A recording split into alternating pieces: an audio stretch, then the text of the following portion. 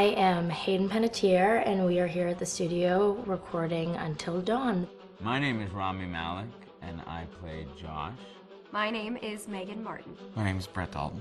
My name is Antonella Lentini, and I played Hannah and Beth. My name is Jordan Fisher, and I play the character Matthew, Matt for short. I'm Nicole Bloom, and I play Emily in the game. My name is Noah Fleiss. I am Galadriel Steinman, and I play Ashley. So Until Dawn is the story of 8 teenagers who revisit this cabin in the woods about a year later after a really traumatic experience where I've lost 2 of my sisters, so coming to kind of get some closure in that respect.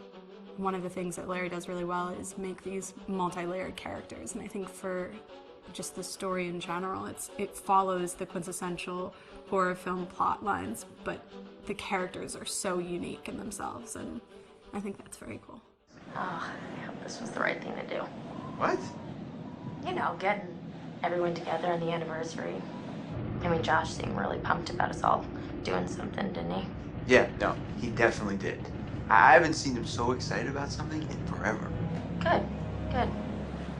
Sam and I have a few things in common, such as being huge lovers of animals, and she's a huge animal lover. She's vegan. She is a pacifist. I'm not quite sure if I'm gonna go as far as saying that I'm a pacifist, but she's spunky and cool. I know that she, I think, is made fun of a little bit by the rest of them who think that her morals and her beliefs in that area are a little ridiculous and they don't agree with them, but she doesn't care. It doesn't stop her from being herself, and that's something that I hope I have in common with her. You know, he definitely can be depressed at some times and a bit of a loner, but he takes some solace in one of his sister's friends, Sam, played by Hayden Panettiere, and invites everybody back to the same house the next year to kind of find some closure. Jessica she has a whole lot of personality. She is definitely the sort of mean girl character that, you know, at school she knows she's pretty, she knows that boys like her, and she's gonna use it to her advantage. He's got a big heart, and you can tell that that's very evident, especially how he treats his girlfriend, Emily, and you know, he's kind of a meathead, but in the best way possible. She really knows what she wants, and she manages to get that from whomever it is, whether it be Matt or Mike. You know, she's really driven, and I can definitely relate to that. My character is Chris, and he is what society might consider the nerd of the group, and he kind of embraces it. Ashley she's a little more serious than some of the other girls. She's definitely very intelligent and thoughtful. She kind of looks at the whole big picture of things. She's not quite as geeky as Chris, but they connect in a lot of ways. Mike is like big guy on campus. He's the class president who has some charm and has brain, and I don't know, people seem to like Mike. He gets away with a lot though. He can be kind of jerky. The fact that he really just kind of wants everyone to be happy, and he's a people pleaser, and I can definitely attest to being, you know, that guy. I'm always the friend that wants everybody to be happy and wants everybody to be taken care of, and that's definitely Matt. But also, like, this character is just so fun. I rarely get to play the bitch, and so it was really fun to do that. The spirit of things, seriously, what's wrong with you? I'm just trying to lighten the mood, Em. Don't be like that. Like what? The way you're being. You always get like this. I just think this is just the coolest thing to be a part of, and I just think it's going to take the world by storm. I really do. I think this genre is the wave of the future, and I think that once people see the potential behind it, of getting to interact with the drama that you're witnessing unfold in such a realistic way, that this is how entertainment's going to be from now on.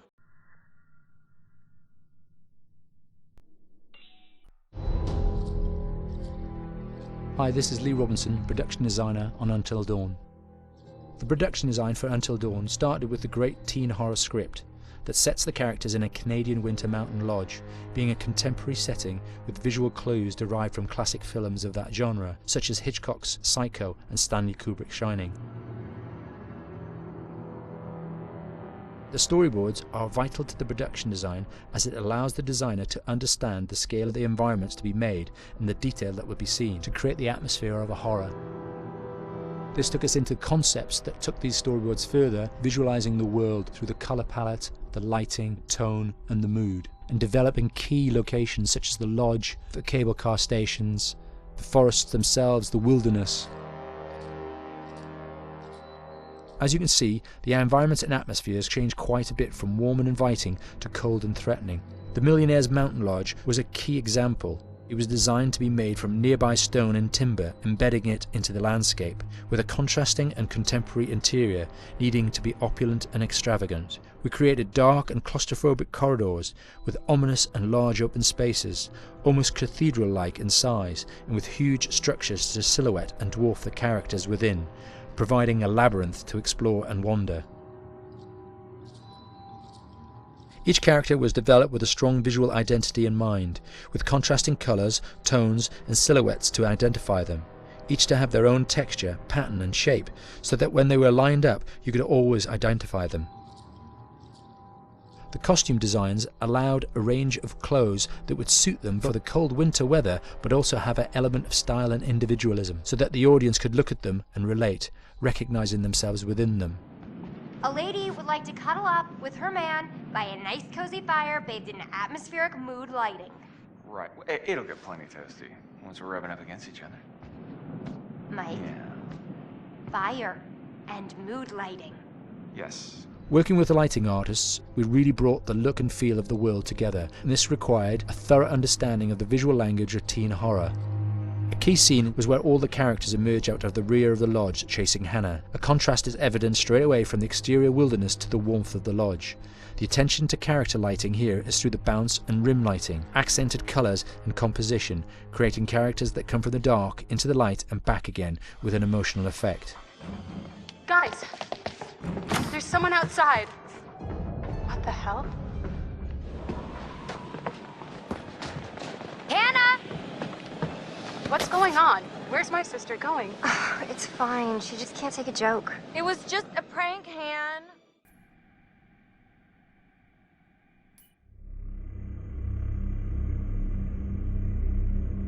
Until Dawn is a game that's full of horror, and one of the things we decided to do early on was to take a scientific approach to how scary it was.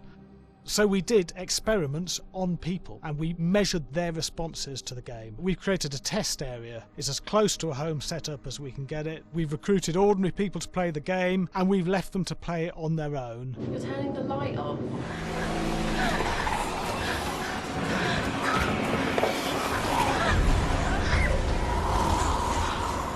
The only difference is it's rigged with cameras and microphones that relay the data through to the next room where people are watching them play. Bracelet here we use for biometric testing. It measures the player's emotional response. It's called a galvanic response sensor. It makes contact with the user's skin and it measures the electrical conductivity across their skin. It's the same principle as an old-fashioned lie detector. When you're stressed, you sweat a little, very sensitive, and picks up tiny changes if the player is feeling anxious or scared. That data's fed back to a testing team, comes through as a graph. I'm so sorry.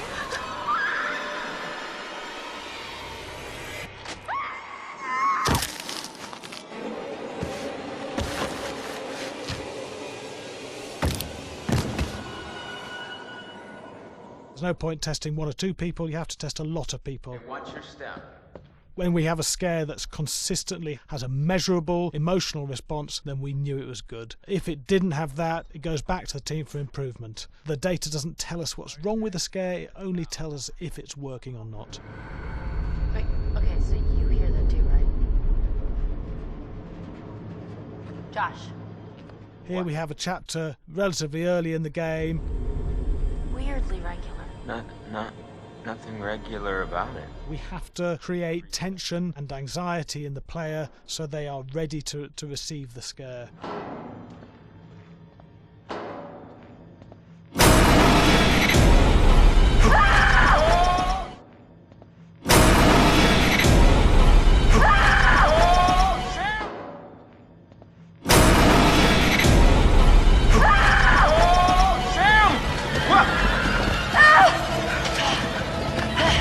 Give the player time to recover, to cool down, to calm down, and then start building the tension again before we do the next scare.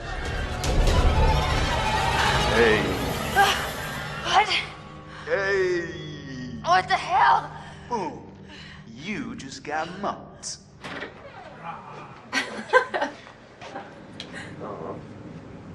Yeah, I have such an adrenaline high in that game. There's two things we found. One is we could look at the scares, analyse if our expected scares were working effectively. Were people shrieking and covering their hands, or were they getting an emotional response from it? And being scientific about it means that we strip out people's opinions about whether things are working or not. We've got data, and we look at the data. If it's working, we're happy with it. Really scary. Bit scared and wanting to get away. I actually be maybe a bit scared to play it on my own, but in a room with the lights on, yeah, with some other people as well, yeah, maybe. But because I'm a scaredy cat, I would play with someone in the room. And the lights on. It was one of the scariest games I've played in a long while.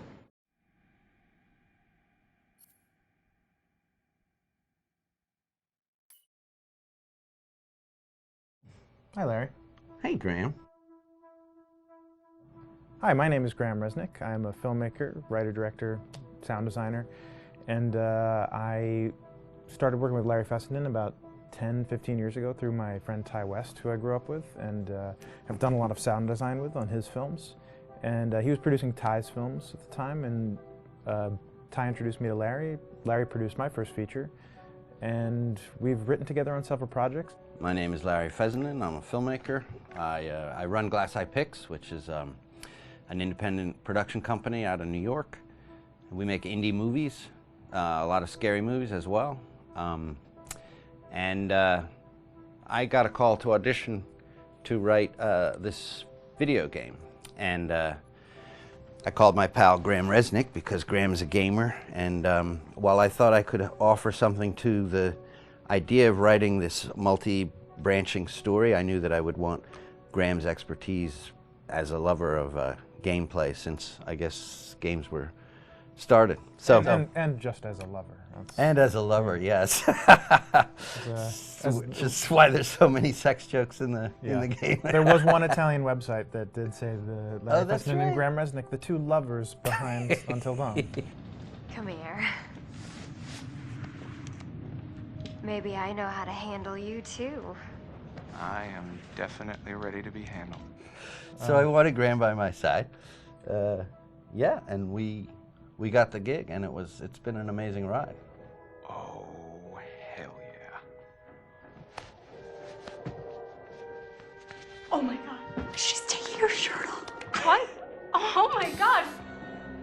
Matt, what are you doing here?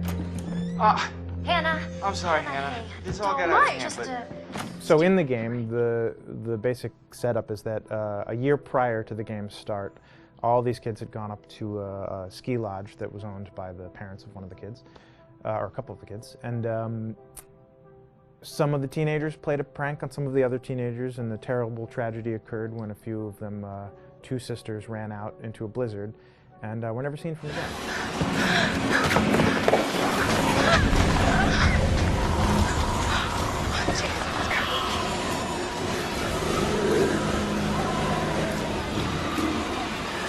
So now, a year later, this is kind of torn apart, this group of friends. They've gone through some trials and tribulations in the past year. The brother of the two girls has had a lot of psychological issues, and to kind of help him cope and help them all get over it, they all returned to the lodge a year later, back up on the mountain. And the idea is to get over it, but... the healing does not begin. Yeah, and these kids are all trying to find themselves. They've been through a trauma, But in general, they're just teenagers trying to figure out who they are. So they're all kind of falling into the patterns, the stereotypes, the characters they see on TV and in the movies. I think we were very interested in taking genre tropes and kind of making them sort of refresh them.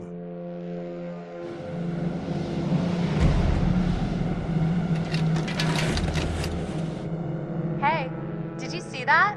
Dad said it'd just be us this weekend. We're familiar with how slasher movies work.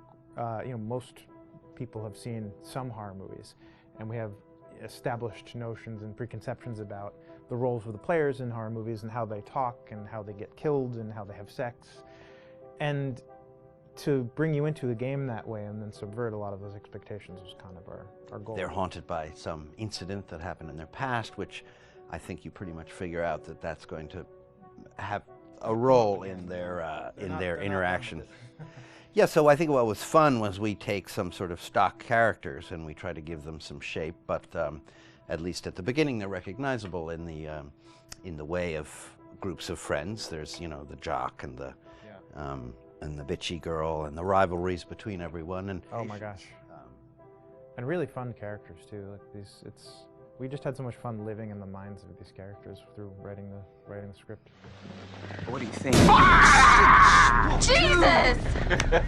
You know, it was fun. I think we were looking to get that kind of banter that you see both in movies, but also that you absolutely have with friends, and sort of those inside jokes.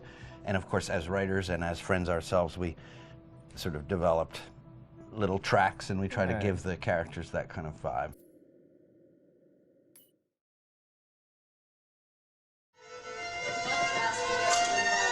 Yeah, fast and violent.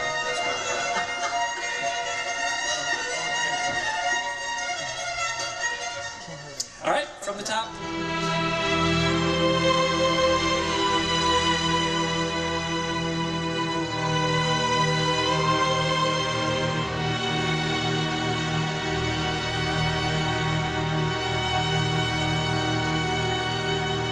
My name is Jason Graves, and I'm the composer for Until Dawn.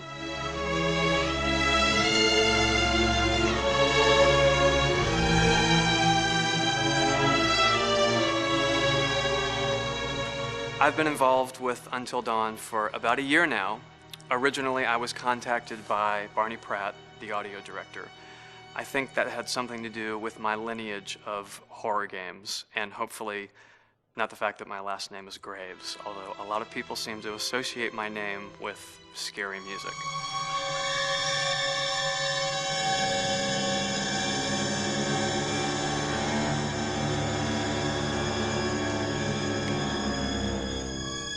One of the things that was really exciting about working with Barney and the team at Supermassive is they really wanted something unique for the music. They wanted the music to stand out and be a character on its own in the game.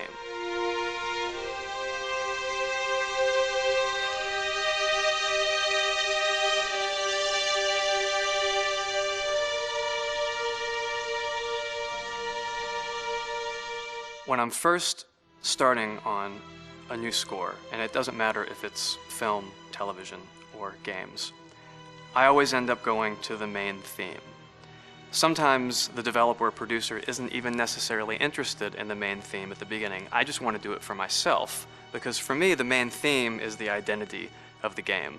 It establishes the mood, the atmosphere, and the character of the music, and how it's going to be playing in the background. And that's what we did with Until Dawn. That was actually my demo pitch to Supermassive Games. I put a main theme together, recorded all the instruments at my studio, and sent it to them. And they liked it. We actually ended up recording that exact theme, all the instruments and everything, live here at Ocean Way, probably 9 months ago. And that's what we've been using in all the demos for the game, and that's the final version of the theme that is the main theme that you'll hear on the menus and in some key pieces of gameplay.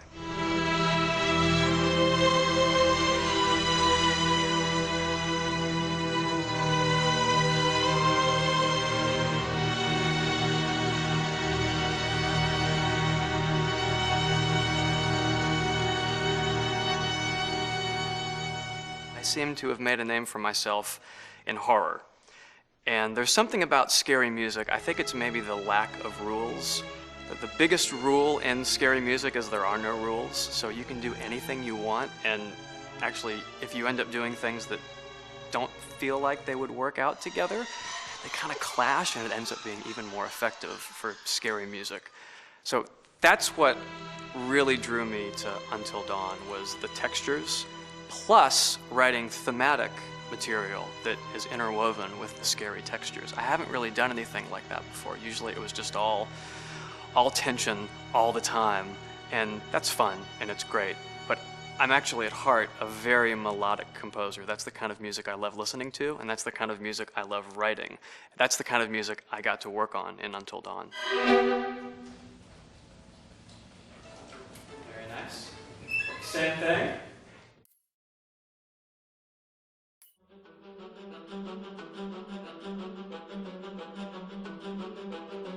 My name is Will Biles, Executive Creative Director of Until Dawn. The first part of getting a believable facial performance in-game is to capture, topographically, the actor's range of emotional expressions as separate versions of the same head.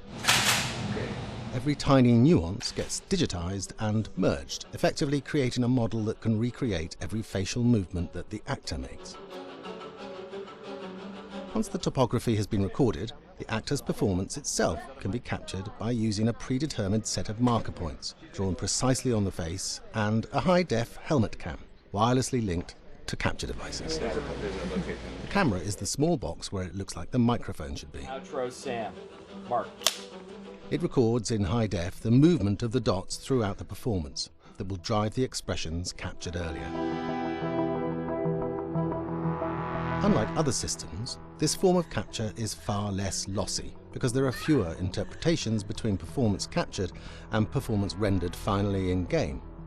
The audio is also recorded via two separate lavalier mics attached to the helmet. It takes a while for the actors to acclimatize to carrying around the recording devices and the helmet cams, but very soon the shoot becomes similar to any other effects shoot or a green screen shoot. The actors in these scenes are only recording facial animation, but use cursory body movements for pacing. Wait, and maybe we should all stick together and find everybody and make sure they're all okay, so... 1-1, the year before the prank. Take 2, Mark. Other than the other actors, they have to use their imagination for everything and everywhere that they are supposed to be seeing and feeling. Idiot! So dumb! From a hot midday studio in Los Angeles to a freezing midnight mountain in British Columbia.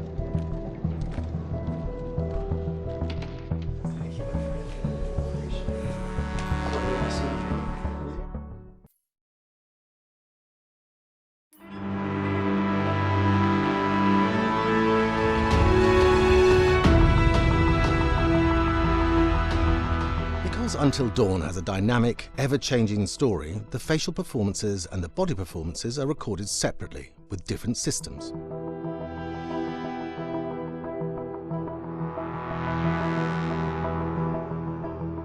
With the body capture, we use reflective bead suits and an infrared camera matrix system that drives the CG bone hierarchies in our character models. These performances cover everything from character locomotion, scene-specific performances and stunt work, most of which was recorded at studios in Pinewood and Shepperton, near London. Anna! Hello? Combining all the elements seamlessly in the final game becomes a formidable editing and logistical task. Every variation, both physical and emotional, must be combined in these multi-edits. Scaffolding props have to stand in for the sets, because the hundreds of infrared cameras have to be able to see all of the reflective beads on the actor.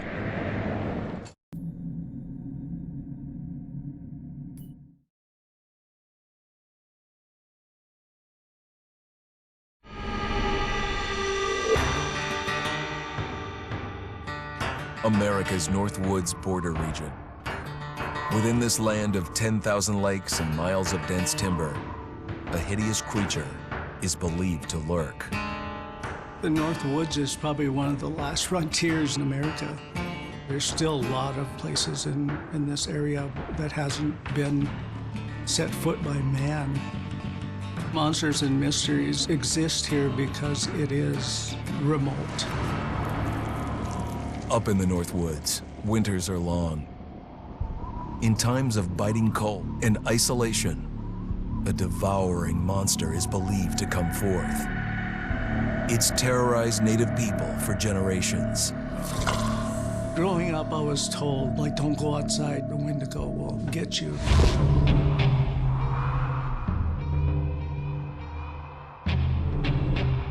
Among the traditions of the northern Algonquin tribes is the Wendigo, a monster that can seize hold of a person to carry out its hunger for human flesh.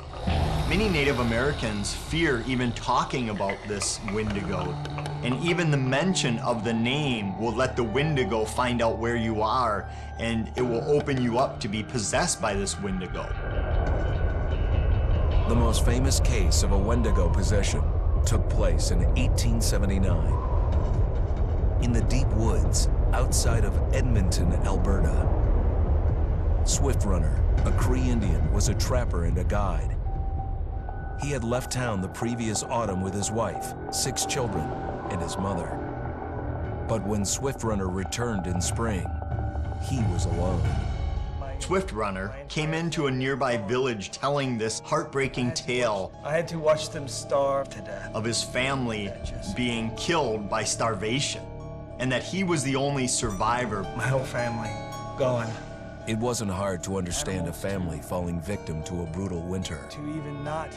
Yet something was suspicious about Swift Runner.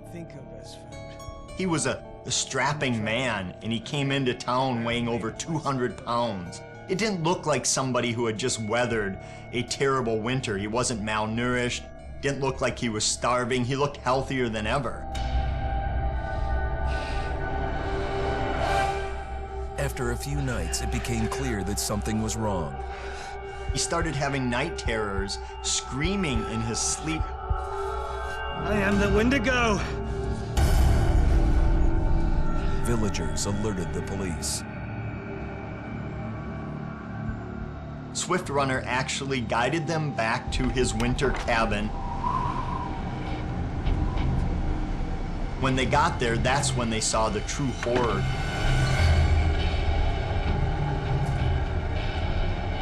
Human skulls were scattered around, many bones, some of which had been snapped in half, and the marrow inside had been drained.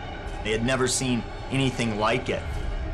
Swift Runner had killed his entire family, shooting them, hitting them with an axe, strangling, and then eating most of their bodies.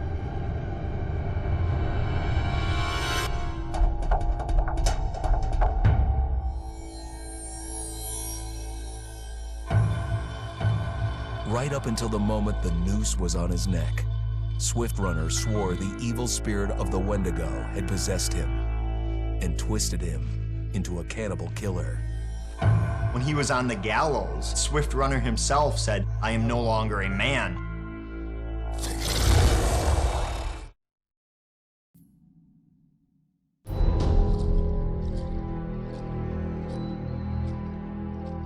Just move over there. Go on, move.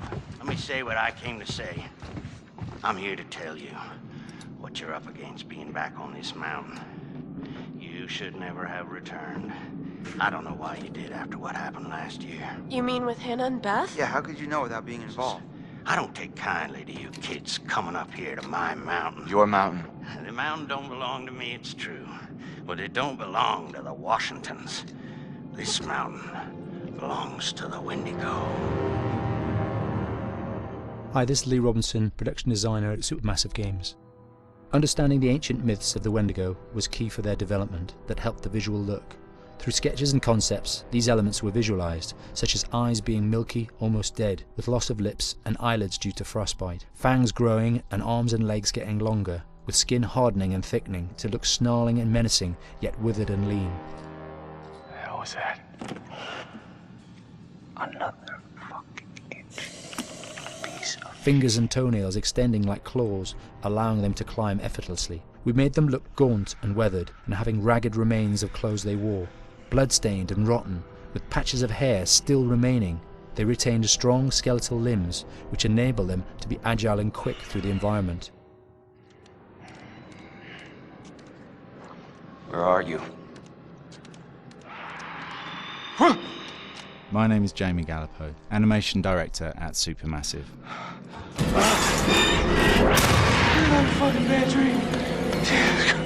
The overall direction on the creature was to be very strong, to be extremely fast. We wanted a spider-like movement to the creature. 1 minute scampering to leaping and then crawling, almost instantaneous. And finally, we wanted the creature to have this real, uncontrollable thirst for flesh. From a sound design perspective, the Wendigo is a real challenge. For the main vocalizations of the Wendigo, we used our own vocalizations, various different animals from the exotic to the farmyard, various plugins and processes to gel these sounds together and keep a human resonance behind that voice, telling the backstory of the Wendigo.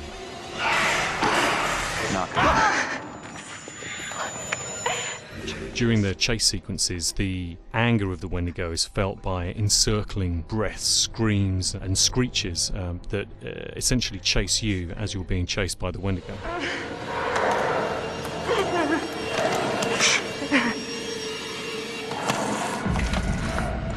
We would layer them up in a multitude of layers, sometimes 15, 20 sounds playing at the same time, to build up the vocalizations for this fearsome creature which is always in attack mode, hyperactive and chasing you throughout the game.